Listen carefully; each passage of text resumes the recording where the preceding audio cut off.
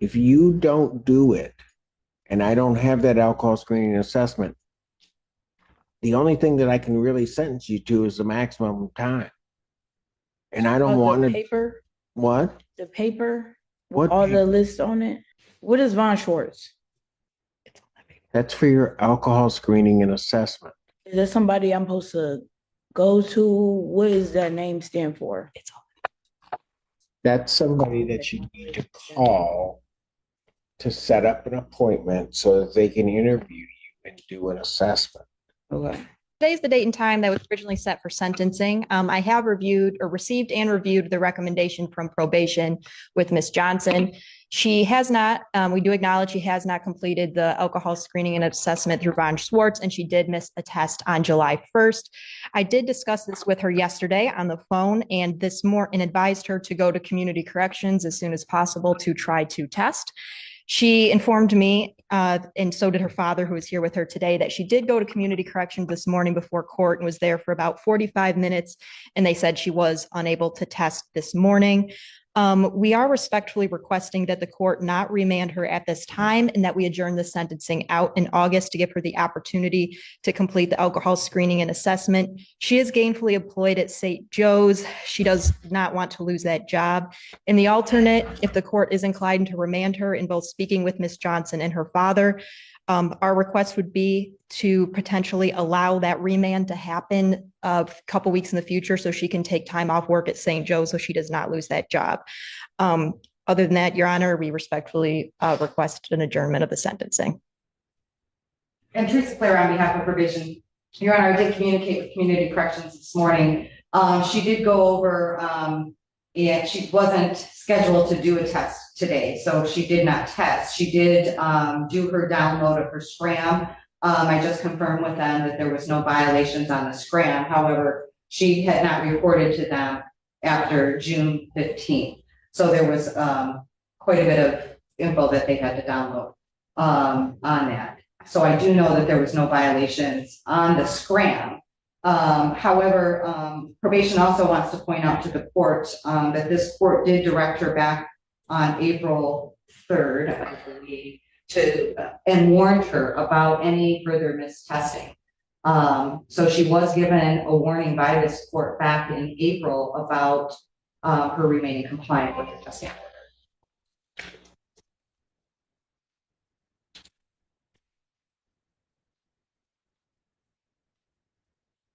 Why? Why what? Why'd you miss a test? I mean, I gave you a huge break back in April and just told you, just don't miss the test. You remember that, right? Yep. And then when you pled, why didn't you do your alcohol screening and assessment? Forgot to print it out. What? I said I forgot to print it out. Oh.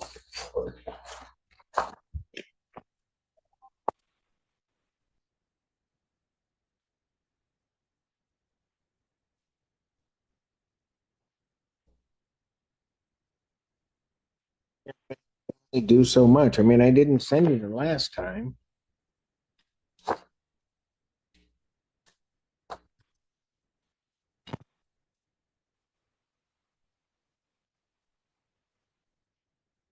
I'll re-refer to defendant to Von Schwartz for completion of her alcohol screening and assessment. Young lady, understand something. If you don't do it, and I don't have that alcohol screening and assessment, the only thing that I can really sentence you to is the maximum time. And I don't want to. Paper. What? The paper with What all paper? the lists on it. What is Von Schwartz? That's for your alcohol screening and assessment. Is there somebody I'm supposed to go to? What does that name stand for? That's somebody that you need to call to set up an appointment so that they can interview you and do an assessment. Okay. And Your Honor, my office, I know that the clerk's office sends things out. My office also sent an email to her on June 5th, which gave her the packet and the information for the alcohol assessment in addition to the information to complete the victim's information.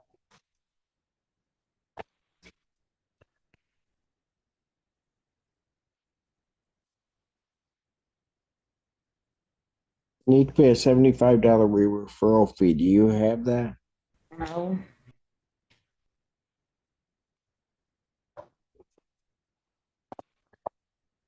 Adjourner sentenced at August 28, 2024, 9 a.m. Young lady, you are leaving me with no options. And I have a feeling that if you don't follow this, that I'm going to end up sending you for the maximum time. I don't want to do that.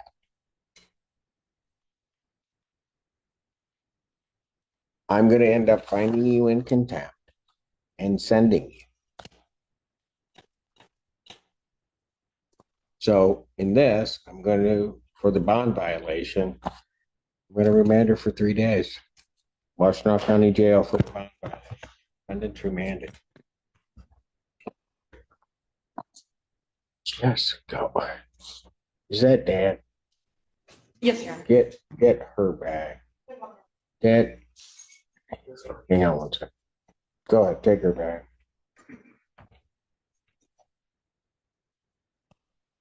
Come on up to the. Can you come up to the phone? What's your name, sir? Tony Johnson. Okay. Can you help try to get her through the? I mean, Yes, I will definitely make sure that she does it. She lives with her mom, so I don't kind of know the things that kind of goes on. So I'm just coming to support, and I just was hoping that you didn't take her to jail because I know. she need this job so bad.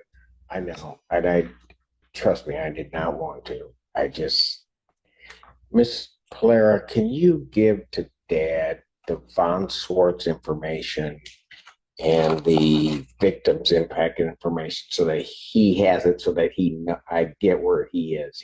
So that he knows what she has to do. Yes, Your So Honor. I do know, I heard him in the hallway, really getting after her for not doing it. So I think that he will. Well, I don't doubt If that. you stop by my office, or I'll ask them to give you the paper printed out. And is that in this It's building? right down the hallway. Okay. And so I'll tell them you're coming right down. And, Okay. I have the $75 for any fee or whatever that she might have needed to pay. I do have the money, so. And good afternoon, Lord Yagi, Assistant Public Defender, with on behalf of Mr. Merrick, who's the my right. All right. Your name, sir? David Merrick. Thank you. Ms. Yagi, your motion. Thank you, Your Honor. We are asking for reduction in Mr. American's bonds. I won't go into all the detail I did in my motion. I'll just mention a few things recently. Obviously, I know the court's well aware he's been in jail for quite some time. And the biggest thing that I wanted to highlight today are the changes that have taken place during his incarceration. I think one of the biggest ones is his meetings with EMH, his medication. He's now stable on his long-acting medication, injectable. I've been in touch with his sponsor and his parents, all of whom are very supportive. His sponsor told me that he has a great network of people. His sponsor's name is Patrick, and Patrick told me that both Patrick and Mr. Merrick have a network of people, a sober network of people. There are meetings that I know Patrick attends at the Alano Club weekly. There are also Zoom option meetings that they've been talking about. I know Mr. Merrick has interest in going to the Alano Club for the meetings with Patrick, weekly meetings. And the other thing that I just want to highlight, because I just spoke with his parents again, well, his mom again today, and his mom told me that she notices the difference in the way that Mr. Merrick is speaking in terms of, ironically, his mom said that when he gets out, he needs to come up with a schedule. He needs to come up with, this is what I'm going to do today, and this is my business I need to take care of. And she's already been talking to him about that. And she told me that Mr. Merrick is actually nervous about messing up, and he actually really wants to do what he's supposed to do. And she told me that that's a difference, because if he really is motivated and nervous and wanting to prove that he can do it and he will comply, she thinks that's a good sign. And so that's something she shared with me today. And she basically has been talking with him about that plan moving forward. He has a social worker at his apartment who I verified actually would come to him. So if he's released, I said, where would you absolutely need to go if you're released? And it's his apartment. His social worker could come visit, or social worker, caseworker, whatever. Yes. Yeah, would come to his apartment to sort out his housing issue, try to, get that payment, get that sorted out. And then, that would be step one, and then the meetings, would be step two. But it does seem like he is in a much better place now than he was previously. All right. And his housing is in place. His apartment is in place. His mom was there this week, and yes. All right. Response. All right. Samaritan, it's like you've been here forever. I get to take a seat, Your Honor. Yeah. Take a seat. Yeah. As Ms. Yagi was talking and arguing, and she was talking about the differences in you. A lot of times people think judges are sitting up here and they don't notice differences in people, and I notice a difference in you. There was a point where you came in, and I don't know if you recall this, you had actually been before me on something else. You then came before me that time. And I'll just tell you, you were in bad shape. I've had plenty of time to stabilize on my meds, get right with my post-start program, and basically make myself fit for being on the streets. Because honestly, I wasn't. Yeah. I was right where I was supposed to be good. Yeah. And right now, it's like, I feel like if I'm released, whatever the conditions are, I'll be able to meet them because I'm competent and I'm sober and, I'm working a program. All right. How many AANA meetings do you go to? I prefer to go every day, but if I'm on home confinement, I could see shaving that number down just a little bit because it's kind of hard to get a hold of Mr. Casey every day, Right. I just kind of leave to go to my meeting or wherever I want to go whenever I can get a hold of him. So it's like, 2-3 times a week would probably be just as good as 7. Well, maybe. Let me ask you this. Do you think you need home confinement? Honestly, like, No, David, be honest with me. I mean, here's what I want. I would like to release you, but I want you to be a success. That's the most important thing to me. So do you want to know the truth of the question you just asked? Yes. If you release me without home confinement, you may as well leave me. Gotcha. You know what? No, I know. And I do plan on, if there were home confinement granted, to comply with it. To not tell Mr. Casey I'm going somewhere and then go somewhere else like I did before. yeah. Okay. You know what? I discovered that was not the way to go. You know what, David? You just gave me the answer to whether or not I should release you. Because I'm going to tell you, if I had asked you that question before, you would have lied to me. You would not have been able to bring yourself to tell me that you needed that. It was hard. It was hard to admit to Yeah. you and to myself. Yep. All right. Here's what I'm going to do. I'm going to, and I'm going to do it this way, Michelle. I think it's probably going to be the best way to do this. I'm going to release a defendant on a PR.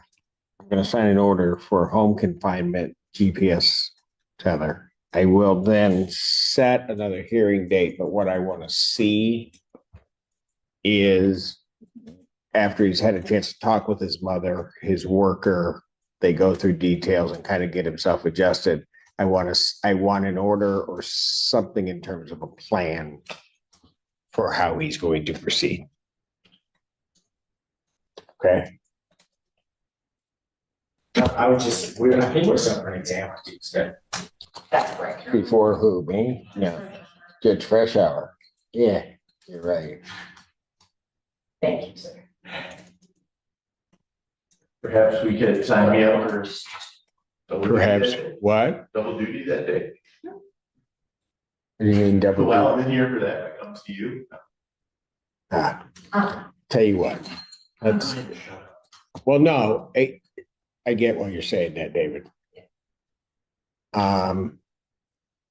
David, we're gonna do something a little bit different here, okay? Because your exam is set for this Tuesday, all right? It's before Judge Freshour. What I'm gonna do is I'm going to adjourn that preliminary examination to October 1st, but also before Judge Freshour. So I'm not changing the judge on that, okay?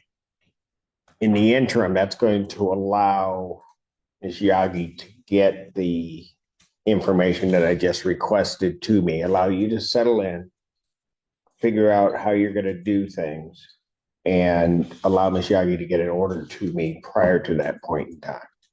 Okay? That sound good? So it's like double duty, like you said, but it's just. Are you asking me if a PR bond and home confinement sounds good and then until October 1st? Well, right. You'll be on that till October 1st, but Ms. Yagi's going to get an order to me that's going to sort of structure what you're doing in the interim. Okay. Yeah, and as long as I can get a hold of Mr. Casey to go to my meetings, I'll go to all of them. Okay. And if I can't get a hold of anyone, here's the catch. I'm not going to leave the house if I can't get a hold of them. Okay. So what I'm going to do is I'm going to set your bond at a $25,000 personal recognizance bond, GPS, home confinement prior to release. Okay. So as soon as they can get that on you, so it may not be till tomorrow, but as soon as they can get that on you, they'll release you. Ms. Yagi, I would expect an order within a week or 10 days. Okay. And that way, see it. And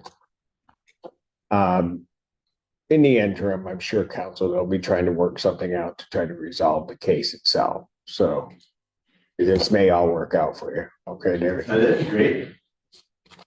And I apologize, Chairman, just for my clarification. So prior to the order, would Mr. Merriquin have permission to leave for a meeting, or does that not happen until I get the? Nothing's going to happen until he can't leave for his meetings. You'll have to do them by Zoom or else until such time as there's an order in place which structures exactly what he's doing. Okay. So Okay. we'll be in touch very soon. Okay. Thank you. And I'll let Judge Freshour know I took one off of her. I don't think she'll be upset. We'll see. Okay. Before you leave, ask yourself one question. What would you have decided if you were the judge? Justice isn't always black and white, and every courtroom case hides a lesson most people never see. Share your verdict in the comments, because the next case could challenge everything you believe. If you're fascinated by real courtroom drama, shocking legal twists, and unforgettable verdicts, hit subscribe and turn on notifications. The next case is already waiting, and trust me, you won't want to miss it.